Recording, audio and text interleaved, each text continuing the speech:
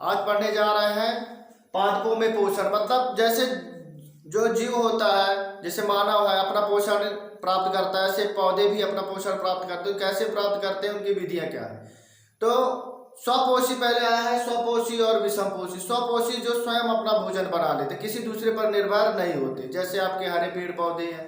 अब ये स्वपोषी जो है वो सूर्य का प्रकाश, कार्बन डाइऑक्साइड, जल और आपका क्लोरोफिल, इनके उपस्थिति में भोजन प्राप्त करते हैं। अब उन्हीं के द्वारा हम जीव जंतु जितने हैं प्राप्त करते हैं पादपों से।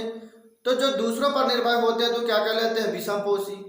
और स्वपोषी स्वयं अपना भोजन बनाते हैं, लेकिन कुछ अपवाद को छोड़कर, जैसे कीटभक्षी कुछ पौधे होते हैं, जैसे घटपर्णी हो गया, तो ये क्या करते हैं, कीटों से अपना पोषण प्राप्त करते हैं। क्योंकि वह पृथ्वी से उनको बराबर न्यूट्रिशन नहीं मिलती, तो क्या प्राप्त करते हैं, वो जीव जंतु को मारकर अपना भोजन प्राप्त करते हैं, अपने पोषक तत्व को प्राप्त करते हैं। अब मानव को पोषक विकास के लिए क्या चाहिए, आपका कार्बोहाइड्रेट, विटामिन, खनिज लवण, फैट, तो कहाँ से मिलेगा, ये पौधों से प्राप्त होता है और जंतुओं से प्राप्त होता है। तो इसी के अनुसार आपका आ गया विषमपोषी।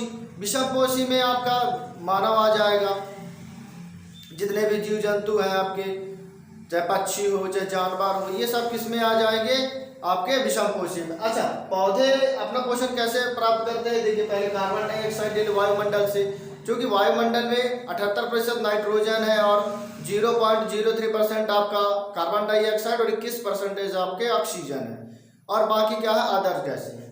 तो अब कार्बन डाइऑक्साइड वायुमंडल से ले, और जल कहाँ, जाइलम के माध्यम से जल प्राप्त किया, कहाँ से, पृथ्वी के नीचे से। और फ्लोएम द्वारा क्या होता है, जब फोटोसिंथेसिस हो जाती है, कार्बोहाइड्रेट बन जाता है, भोजन बन जाता है, पूरे शरीर में फैला दिया जाता है, शाखाओं में, फलों में।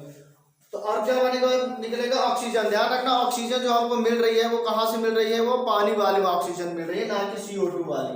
CO2 में भी ऑक्सीजन होता है, H2O में भी ऑक्सीजन। तो ऑक्सीजन हमको जो पेड़ को दे रहा है, तो कहाँ से मिल रहा है, आपको पानी के माध्यम से।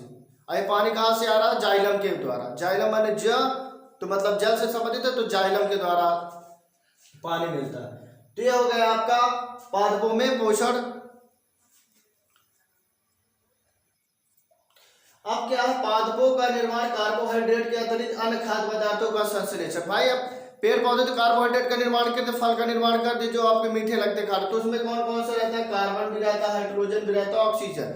लेकिन उनके पोषक तत्वों में, अब जैसे पादपों का, उनको पोषक तत्वों नाइट्रोजन भी चाहिए। अब ध्यान रखना, पौधे वायुमंडल की स्वतंत्र नाइट्रोजन का तो उपयोग कर नहीं सकते, वो किसी माध्यम से नाइट्रोजन का उपयोग करते हैं। लेकिन हम लोग क्या है, जो जितने भी पैकेट बंद पदार्थ खाते हैं, उसमें नाइट्रोजन होने के कारण आज दिन जो आपकी बीमारियां हो रही हैं, तो किसके कारण है, तो वही नाइट्रोजन के कारण। जो पैकेट बंद आप भोजन करते, उसमें क्या रहता है, नाइट्रोजन गैस ही भरी रहती। जब पौधे स्वतंत्र नाइट्रोजन का उपयोग नहीं कर पा रहे, तो हम आदमी क्यों कर रहे हैं इस तरह, क्यों, इसीलिए तो बीमारियां हो रही। तो देखिएगा नाइट्रोजन पदार्थ पौधे कैसे प्राप्त करेंगे, वो क्या करेंगे, जितनी भी दालें होती हैं आपकी दालें, उनके नीचे गांठों में क्या पाया जाता है, राइजोबियम। राइजोबियम क्या कार्य करता है, वायुमंडल के नाइट्रोजन को नाइट्रेट में परिवर्तित कर देता है और पौधे को दे देता है। तो इसमें ये सहजीवी का काम कर रहा है, सहजीवी का। राइजोबियम को रहने का स्थान मिल गया और पौधे को क्या मिल गया, पोषक तत्व, ठीक, नाइट्रोजन।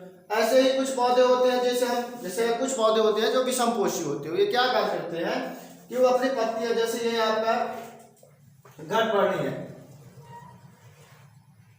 ये घड़ेनुमा संरचना बना लेते हैं, और यहाँ पास ये पूरा भरा रहेगा आपका द्रव, और जैसे ही कीट बस यहाँ पास आएगा, तो ये ढक्कन क्या होता है, बंद हो जाता है, मधुरक रहता है, ये सुगंधित रहता है। तो क्या, जब यह डेथ हो जाएगी, उसकी अमृत हो जाएगा, तो उसके जो नाइट्रोजन पदार्थ थे, जो पोषक तत्व थे, ये अवशोषित कर लेगा।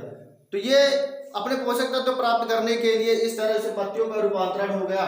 तो कहने का मतलब ये है, जो पौधे पोषक तत्व प्राकृतिक से नहीं प्राप्त कर पा रहे हैं, मतलब कीटों से प्राप्त कर पा रहे हैं, तो उन अपने अनुसार रूपांतर, जैसे हम अपने शरीर को रूपांतरित कर लेते हैं, जैसे कि बरसात में और गर्मी में या ठंडी में। जैसे अब ठंडी का सीजन है, इसमें आप स्वेटर पहनने लगे, क्यों, क्योंकि वातावरण के अनुसार अपने शरीर को ढालना है, नहीं तो आपको बीमार पड़ जाएंगे। इसी तरह वीडियो को लाइक सब्सक्राइब अवश्य करें। Thanks for watching.